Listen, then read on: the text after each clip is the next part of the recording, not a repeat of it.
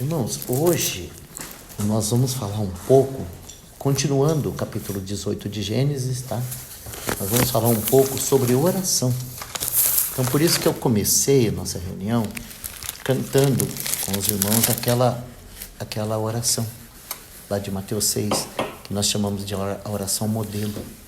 Pai nosso, que estás nos céus, santificado seja o teu nome, venha o teu reino, seja feita a tua vontade, né?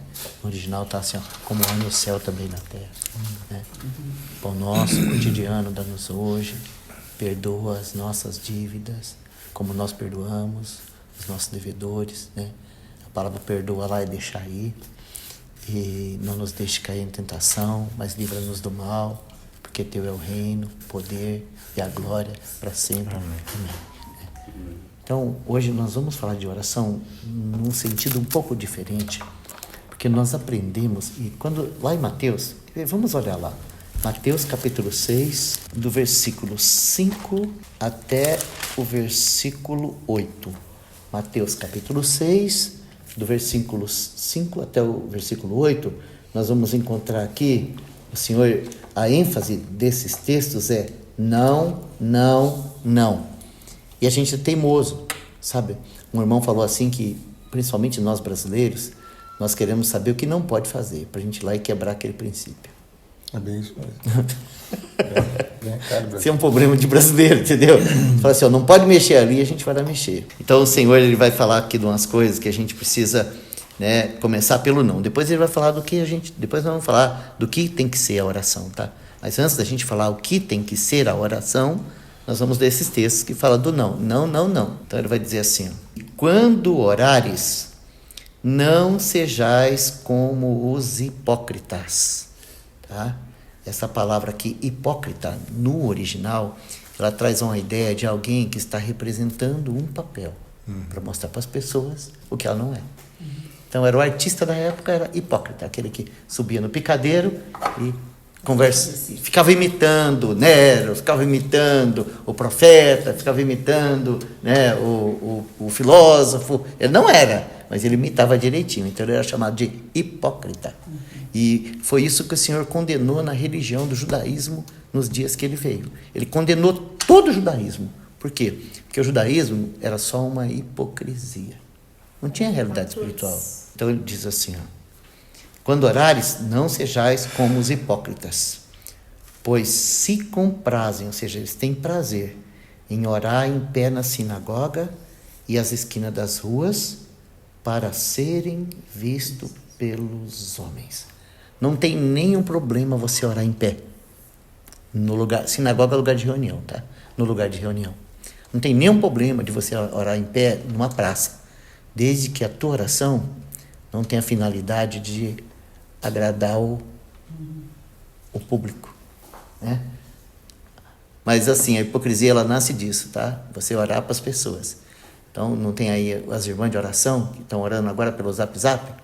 E as pessoas ouvem a oração e falam, nossa, eu ouvi aquela oração forte, oração poderosa, eu deixei me ficou mais calmo. Então a gente acaba pegando o vício, né? E aí quando a gente vai orar, a gente ora para as pessoas. Eu conheço uma infinidade de irmão que não ora, prega.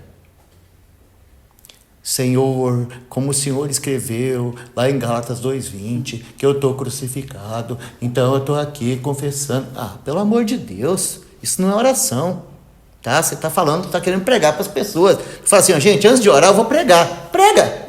E depois você ora a Deus. Senão você vira hipócrita. Porque a gente cria esse hábito, sabe? De orar para as pessoas ouvir. Então ele vai dizer assim, ó, tu, quando orares, não seja como os hipócritas, que se comprazem em orar de pé nas sinagogas e às esquinas das ruas, para serem vistos pelos homens. Em verdade vos digo, que já receberam a sua recompensa. Sabe qual foi? De oração. É só isso. Passou do gesso. Aí ele vai falar assim, ó, mas tu, quando orares, entra no lugar mais fechadinho da tua casa, né? Nessa parte aqui, que eu gosto muito do Sidney. O Sidney é o evangelista que tem aí, sabe, na cidade. Eu chamo ele de evangelista maluco, né? Porque ele é evangelista maluco. Então ele chega nas pessoas e fala assim, escuta, onde que é a tua casa? Aí a pessoa imediatamente fala assim, eu moro lá. Fala, não é verdade não, você não mora lá não. Fala, como assim, mas você não sabe onde eu moro? Fala, não, você que não sabe onde você mora. Aí a pessoa fica assustada assim, né? Fala assim, mas o que você está falando? Assim, você mora no teu corpo. Louco não, né? Você mora no teu corpo, você não é um corpo, você é uma alma preciosa para Deus, que mora no corpo, um corpo que vai para o pó, e quando o corpo for pó, você vai morar onde? E aí ele prega o evangelho. É um loirinho, isso. E aí ele prega o evangelho, sabe? Ele fala assim, quando Cristo morreu lá na cruz, ele nos incluiu na sua morte, nos sepultou nele e nos ressuscitou para ser a nossa nova casa. Então, se alguém está em Cristo, nova criatura é. E aí, né, ele prega o evangelho assim. Mas por que eu estou falando isso? Porque a maioria, a tradição fez o quê? Fez a gente transformar esse quarto aqui no quarto que a gente tem na nossa casa. Não tem nenhum problema de orar na sinagoga, de orar na praça, de orar no quarto. Mas o assunto aqui é o mais interior do nosso ser. É orar em espírito, entende? Orar em espírito. Então, como que nós vamos orar sem cessar? Nós vamos carregar nosso quarto para todo lado? Não, mas nós temos que aprender a orar no espírito. Lá no íntimo, ter aquela conversa com Deus interior. Senhor, tem misericórdia de mim, me socorre nessa situação. Sim, né? Como que Ana orou quando ela estava lá pedindo para Deus, lá o Samuel? Não saía palavras da sua boca. Não saía palavras. O Eli falou assim, está bêbada. Porque ela só mexia a boca, não saía palavras da boca dela. Mas lá no íntimo, ela estava pedindo a Deus um filho. E aí, o Senhor comunicou com ela que o Senhor também queria um filho. E aí ela fez um voto. Ela falou assim, se o Senhor me der, eu te dou. E aí, foi resolvida aquela situação lá dentro. Passado um ano, ela voltou lá. É maravilhoso isso, né? Agradecer ao Senhor. Porque o Senhor ouviu a oração. Então, esse princípio, ele não começou aqui com Jesus. Se você estudar a Bíblia, você vai ver que esse princípio está lá e está aqui. Quando orares, entra no mais íntimo do teu aposento e fechando a tua porta, né? Agora, hoje, eu posso dizer assim, né? Que a principal porta é essa, né? Mas às vezes é essa, né? Às vezes nós temos que colocar esse cara no silencioso aqui, senão ele não consegue nem orar. Não é verdade? Fechando a tua porta. Ou seja, deixa o mundo para lá. E conversa com teu pai, que está em secreto.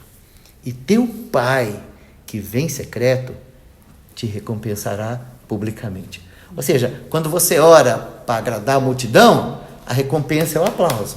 Agora, quando você aprende a conversar com teu pai em secreto, ele te recompensa publicamente. É ele que te recompensa, e não os aplausos. Não é lindo isso? E agora ele vai falar do outro não, tá? Outro não.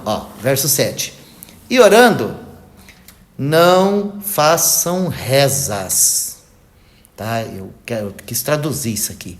Porque ele está falando assim, não useis de vãs repetições, como os pagãos, né? Que fica repetindo, porque ele acredita que se ele repetir aquilo 50 vezes, vai ser ouvido, né? Então, ele está falando assim, orando, não useis de vãs repetições, como os gentios, que pensam que por muito falarem, serão ouvidos. Então, ele fala assim, não seja assim, não se assemelheis a eles, porque o vosso Pai sabe o que vos é necessário, antes que vocês peçam. Sem falar o peso, né? Sem rezar, né? Sim, é tragédia, né? Não é uma tragédia? Então a gente tem que aprender a orar, porque orar não é rezar. Tem gente que fala, orar e rezar é a mesma coisa, não. Rezar significa repetir. Orar significa diálogo. Então ele vai falar assim, não vos assemelheis, pois a eles, porque o vosso Pai sabe o que vos é necessário antes de pedirdes. Muito bem. Agora, né, que a gente viu os não, agora nós vamos tocar num verdadeiro mistério. 1 Coríntios capítulo 2, a partir do versículo 9. Aqui está a base da nossa meditação hoje, tá? A base. Nós vamos usar esse texto e um texto de Romanos 8 para fazer o conjunto para a gente entender o significado da segunda parte de Gênesis 18. Então aqui diz assim, ó.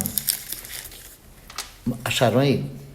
Mas como está escrito, as coisas que o olho não viu e o ouvido não ouviu e não subiram ao coração do homem, são as que Deus preparou para os que o amam.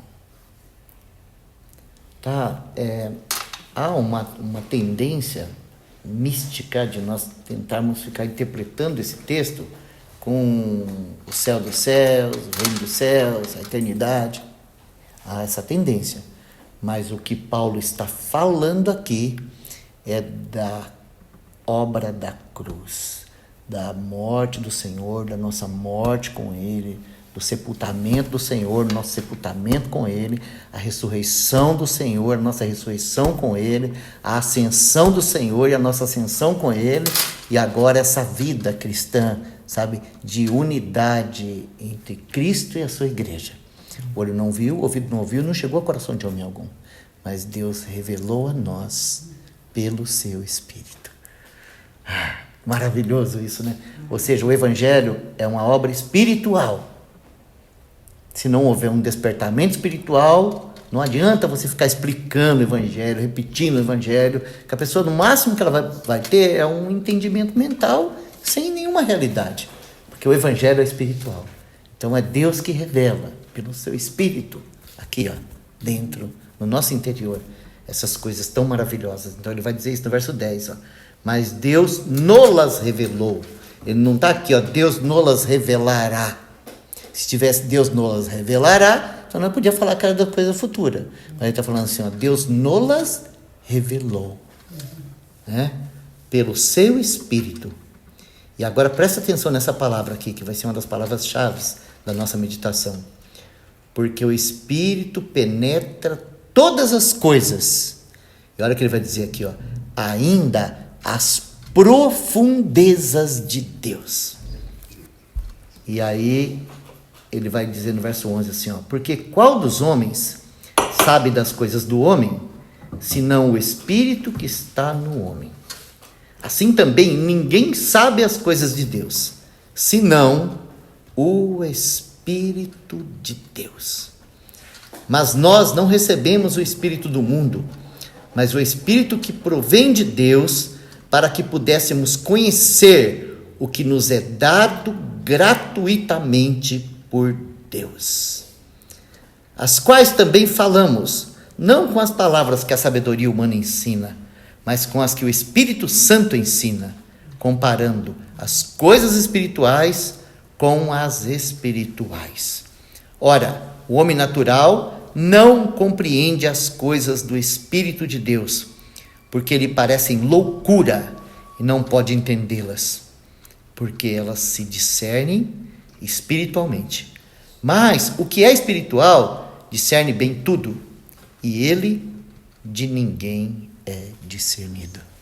Então, aqui nós encontramos uma palavra maravilhosa de revelação que apresenta qual era o coração da pregação do Evangelho nos dias de Paulo. Ou seja, ele está dizendo que o Evangelho é de caráter espiritual e que o Evangelho produz vida espiritual e que a vida espiritual ela é capaz de tocar o mais profundo do interior do homem, mas ela também é capaz de tocar o mais profundo do interior de Deus.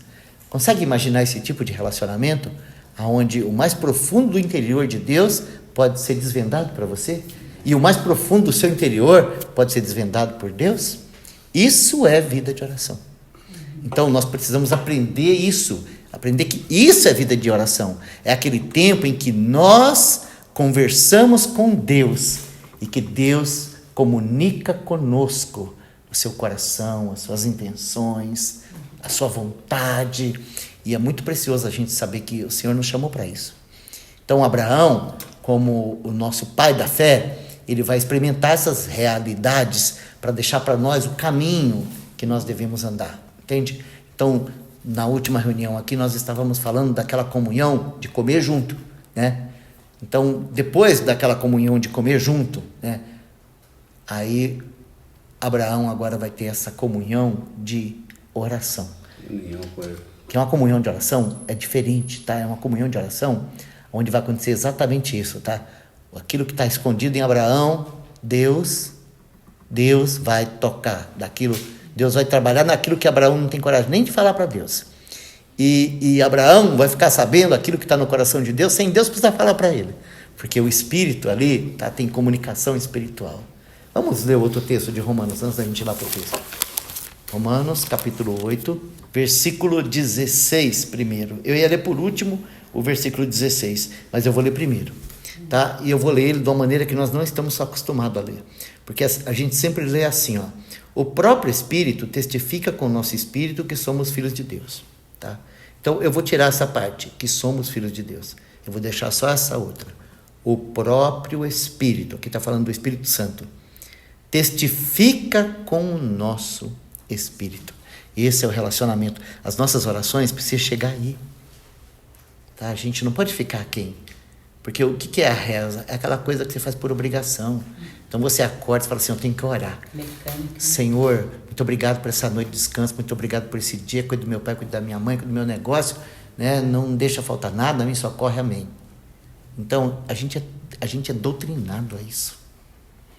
E aí a gente perde essa capacidade de se relacionar com o Pai, sabe? De realmente ir à presença dele e não sair de lá enquanto a gente não comunicar com ele aquilo que está guardado lá dentro, enquanto a gente não ter, sabe, no mínimo um cício comunicando com o nosso espírito, que já está resolvida a situação, sabe?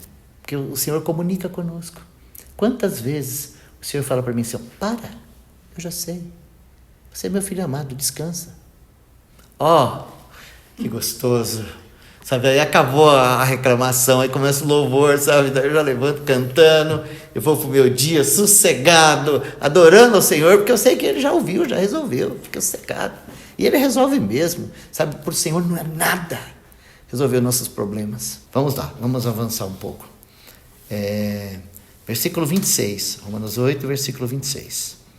E da mesma maneira também o Espírito ajuda as nossas fraquezas, porque não sabemos o que havemos de pedir como convém, mas o mesmo Espírito intercede por nós com gemidos inexprimíveis.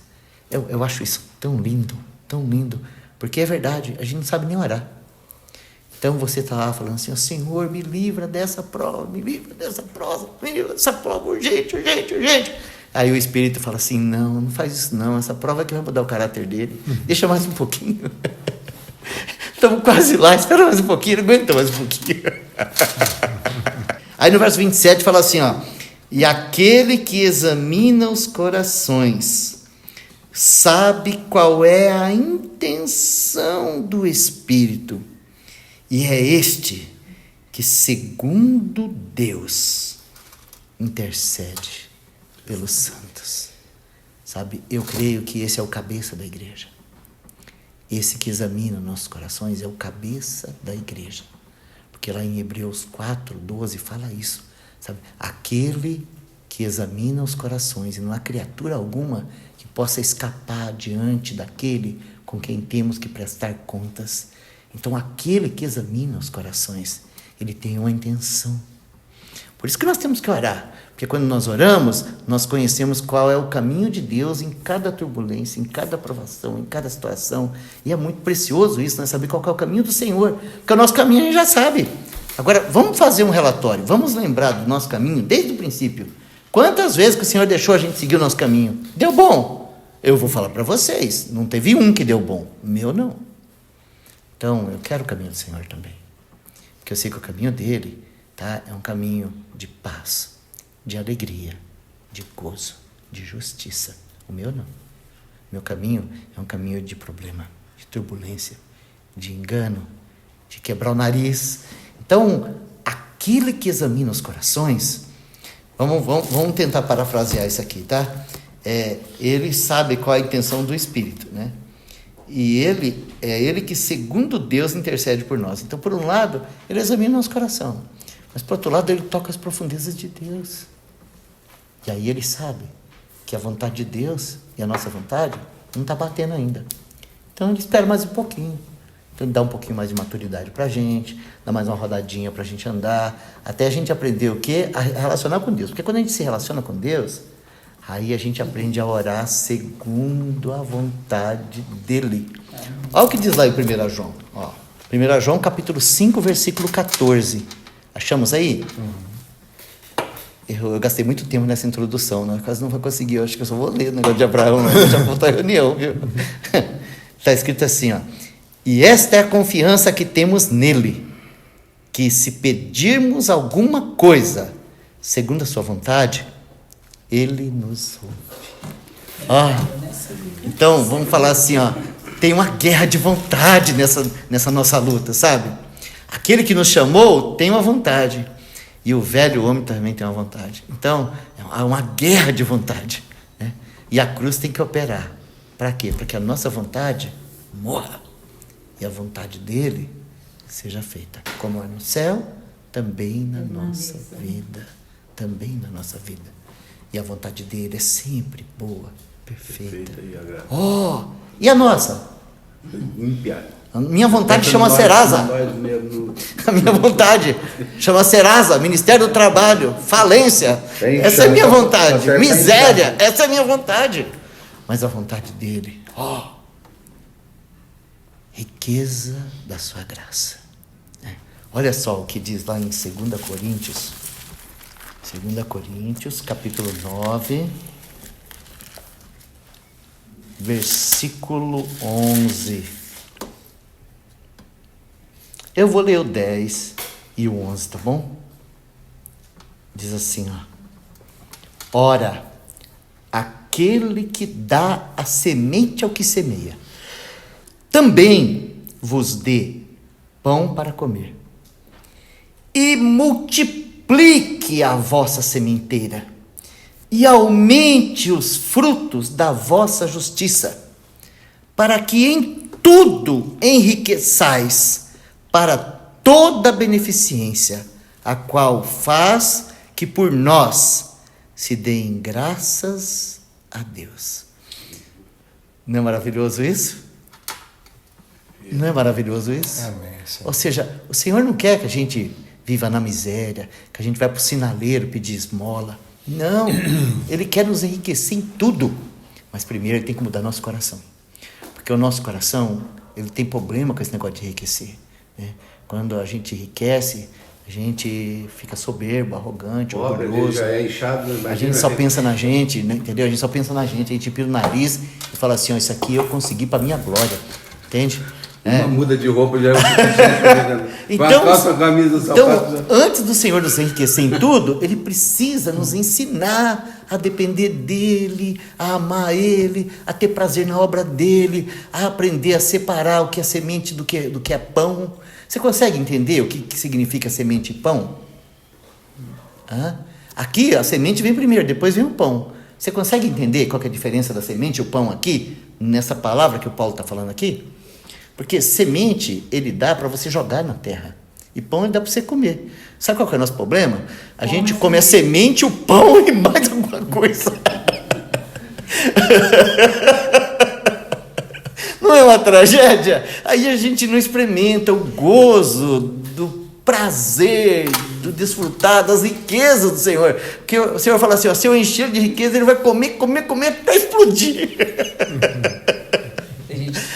Aí o Senhor tem que mandar o pão de cada dia e mais nada. Para o reino de Deus não é comida. É verdade. Ó Senhor, nos ensina, né? Nos ensina, né? Comer semente é um negócio ruim, não é? Amém. Mas então, irmãos, vamos lá para Abraão, senão eu vou me perder aqui. Já é 8h21 já, ó. Vamos lá para Abraão 17. Eu só queria mostrar para o Senhor, para os irmãos, que a vontade do Senhor é tão maravilhosa, né? É tão maravilhosa, e a gente precisa desenvolver um relacionamento com o Senhor, para a gente poder desfrutar dessa vontade, sabe? Boa, perfeita e agradável. Então aqui em Gênesis capítulo 18, na primeira parte, né, aquela que nós estudamos a semana passada, ou a quinzena passada, nós vimos lá que apareceu aqueles 3 homens até Abraão, e Abraão entendeu que era Deus que estava ali, né? Ainda que eram 3 homens, tá? A palavra no hebraico, é Enosh. Enosh significa humano, tá? Ou mortal. Enosh. Então, quando apareceu ali, né, aqueles 3 Enosh, Abraão entendeu que eles tinham ido lá porque eles precisavam lavar o pé, precisavam de som, precisavam beber água, precisavam comer. E não era apenas 3 Enosh que estavam ali. Deus estava ali. Ou seja, ele entendeu que era Deus. Ele hospedou. Isso, ele deu aquele banquete, ele serviu o Senhor com o que ele tinha de melhor. E então, o que acontece? Quando chega na hora de ir embora, né, que é onde eu quero começar hoje, tá?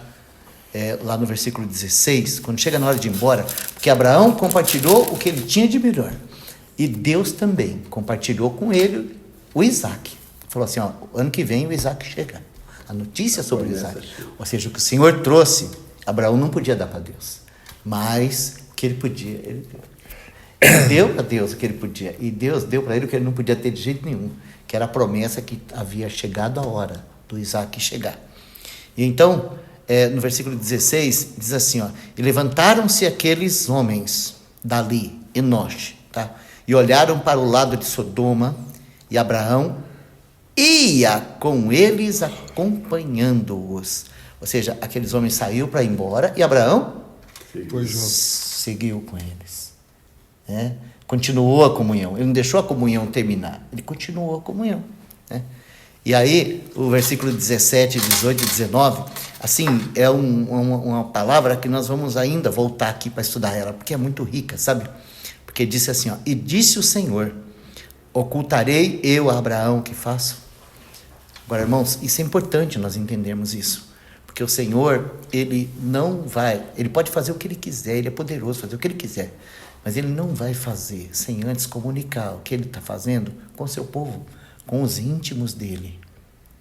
E é por isso que a palavra de Deus é tão maravilhosa, a comunhão dos santos, o ministério da palavra, os profetas, os apóstolos, os mestres, os evangelistas, porque esses servos do Senhor comunicam para nós a vontade do Senhor.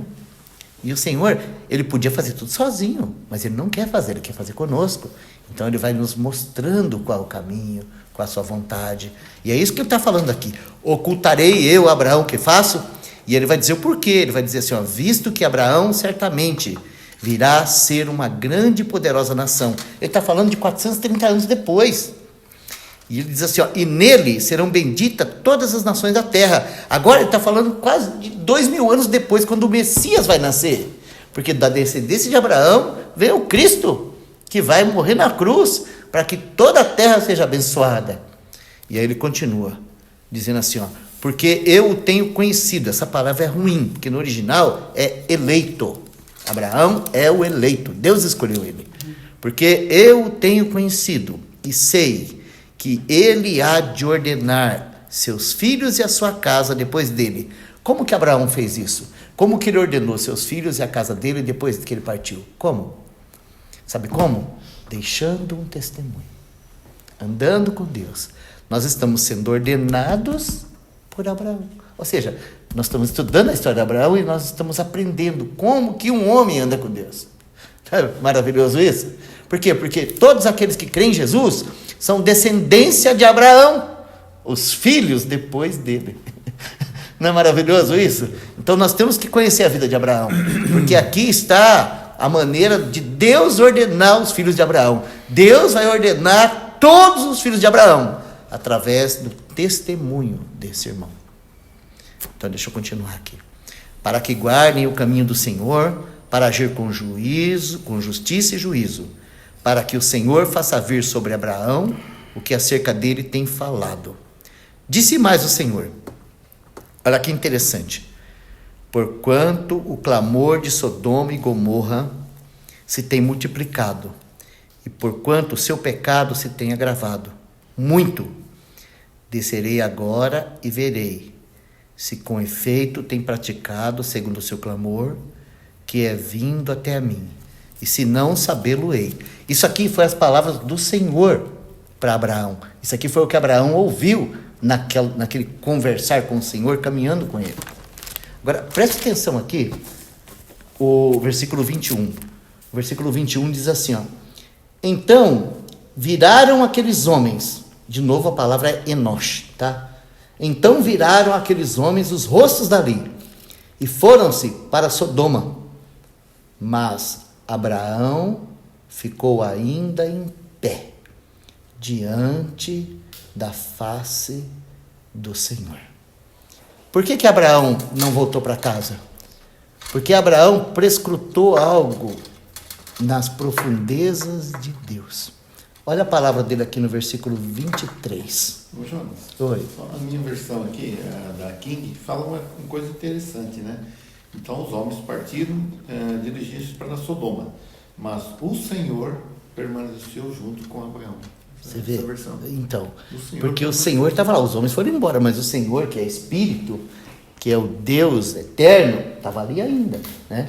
Ô, Jonas, essa palavra homem, se você fala que Enosh, esse Enosh significa o quê? Mortal, humano. Ele é humano. Humano, isso. Então esses homens que apareceram eram humanos. Humanos, mortais. Exatamente isso. Não eram anjos. Então, nós vamos chegar lá, quando nós falar de Sodoma. Por quê? Porque, por tradição, nós recebemos sempre essa palavra anjos, como seres alados que foram a Sodoma, por tradição. Mas, no original, a palavra é representantes. Ou... Mas representante do céu. Isso, ou mensageiros. Ah, sim, mas não da terra, né? Então... E por que eles não, são Enoches, calma. Se nós estudarmos o capítulo 19, como deve ser estudado, nós vamos chegar lá no versículo 10, tá? Só que eu não queria chegar lá agora. Então deixa pra lá. Depois a gente fala sobre Tá, eu só vou citar, tá? Porque está escrito assim, ó. Aqueles homens, porém, estenderam suas mãos e fizeram entrar Ló consigo para dentro de casa. E a palavra aqui também é Enosh. Entendeu? Bom... Entendi, mas não compreendi. Porque a vida inteira nós falamos de seres alados. Entendeu? Então é difícil compreender. É preciso quebrar uma barreira na nossa mente quando a gente encontra essas coisas nas Escrituras. Porque a palavra explica a palavra, né? E a tradição, ela corrompe a palavra. Então, por causa da tradição, nós chamamos a árvore do conhecimento, o fruto da árvore do conhecimento do bem e do mal, nós não chamamos de pecado, nós chamamos de maçã. Pecado colocou nome de maçã. Porque a tradição faz isso com a gente. Então, vamos lá. Chegou-se Abraão dizendo: destruirás também o justo com o ímpio. Eu quero que vocês prestem atenção nesse detalhe. Porque Deus não falou para Abraão que ia destruir Sodoma e Gomorra. Ele falou que ia lá dar uma olhada se o que estavam falando era verdade. Lembra do texto? Descerei agora e verei se com efeito tem praticado segundo o seu clamor, que é vindo até mim, se não sabê-lo-ei. Agora, quando Abraão continua ali na presença do Senhor, Abraão fala assim, ó, destruirás tu também o justo com o ímpio. Ou seja, Abraão teve uma percepção espiritual que o Senhor estava indo a Sodoma levar juízo, levar fogo e enxofre para destruir, porque o Senhor comunicou com o Espírito dele, o Espírito testificando com o nosso Espírito, sabe? O Espírito nos revelando qual é a vontade de Deus naquela situação. Então Abraão vai interceder. E eu não vou ler, porque não vai dar tempo. Muito lindo a oração de Abraão. Porque a primeira coisa que ele faz aqui, na hora dele falar com Deus, é o seguinte. Ele vai dizer assim, ó.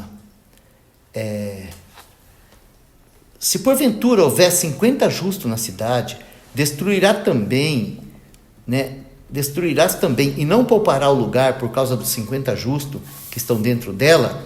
Longe de ti que faças tal coisa, que mates o justo com o ímpio, que o justo seja como o ímpio. Longe de ti, não faria o juiz de toda a terra a justiça. Ele está intercedendo e ele está lembrando o Senhor, que o Senhor é o juiz de toda a terra. E ele está colocando diante do Senhor. Mas, Senhor, e se tiver 50 justos lá na cidade? Você acha? Não, vamos falar assim, ó. Você acha que tinha a possibilidade de ter 50 justos em Sodoma? Abraão tem outra coisa no coração, muito bem escondida, que ele não tem coragem de falar para Deus. Então ele começa com 50 justos, depois ele desce para 45, depois ele desce para 40, salvar depois o ele Ló, desce para 30, depois ele desce para 20, depois ele desce para 10. Quando ele chega no 10, ele fala assim, não tenho mais o que falar com Deus, né? Agora vamos fazer campanha para ter 10 Ló lá, pelo menos. Mas sabe o que acontece, irmãos? O Senhor vai lá e tira Ló, a sua esposa e as suas filhas de lá. Não porque tinha justiça nela. Você quer ver o que diz o texto? Olha o que está escrito no texto, ó. Versículo 29. Ó. Aconteceu que, destruindo Deus as cidades da campina, lembrou-se Deus de Abraão. Está no 19? Não, perdão. 19, 29. 19, 29. Está lá no finalzinho. E aconteceu que, destruindo Deus as cidades da campina, lembrou-se Deus de Abraão e tirou a Ló do meio da destruição, derrubando aquelas cidades em que Ló habitara. Sabe o que nós estamos vendo aqui? Quando Deus falou para Abraão que ia visitar Sodoma, Abraão prescrutou aquilo que estava no profundo do coração de Deus, que Deus estava indo destruir. Mas quando Abraão intercede lá pelos 50, 40, 10, Deus prescrutou do que estava no profundo do coração de Abraão. Sabia quem que ele estava ali? Isso, lá do profundo do coração de Abraão. E foi lá e tirou Ló. Olha a importância da oração. Porque quando você tem intimidade com Deus, não é só você que tem conhecimento do que está no coração de Deus. Deus também tem liberdade para saber o que está no teu coração. E isso é muito importante. Sabe, aquele Salmo 37, o verso 4, ele diz assim, ó, deleita-te também no Senhor. Essa palavra é uma palavra promíscua, tá? Assim, no linguajar hebraico, porque ela fala de intimidade de casal, da gentileza, do carinho e das carícias que envolvem um relacionamento íntimo. Então, sabe assim, não seja rápido, como que fala, formal, repetitivo, gelado, monótono no seu relacionamento de oração com Deus. Desenvolvam intimidade a ponto do Senhor ter liberdade de revelar para você o que agrada a Ele em você. Ao ponto de ele poder tocar lá no mais íntimo do teu ser e saber o que é que você deseja, o que é que você precisa, o que é que você necessita. Como é maravilhosa a oração. Pai de Deus que excede de tudo. Maravilhoso, né? Então, irmãos, nós, sério, tá? Nós temos que aprender a orar. Nós temos que dar prioridade para isso. Depois dessa de hoje. Não é verdade? Nós temos que dar prioridade para isso. O nosso Senhor é o amado da nossa alma. Então, nós precisamos aprender a orar. Ó Senhor, ensina-nos a orar como Abraão. Amém? Te damos graças pela Tua palavra, Senhor. Ela é viva, eficaz e poderosa. Pedimos perdão ao Senhor pela nossa hipocrisia, pelo nosso formalismo, pelas nossas rezas. Por quantas vezes, Senhor, que nós fazemos da oração uma coisa. Livra-nos do mal, Senhor. Nós queremos ser conhecidos como Teu amigo, Senhor. Teus amigos nessa cidade. Nós queremos ser intercessores de verdade, Senhor. Pelo Teu Espírito, nos ajuda, Senhor. Nós te pedimos, ó Deus, e te agradecemos. Em nome de Jesus. Amém.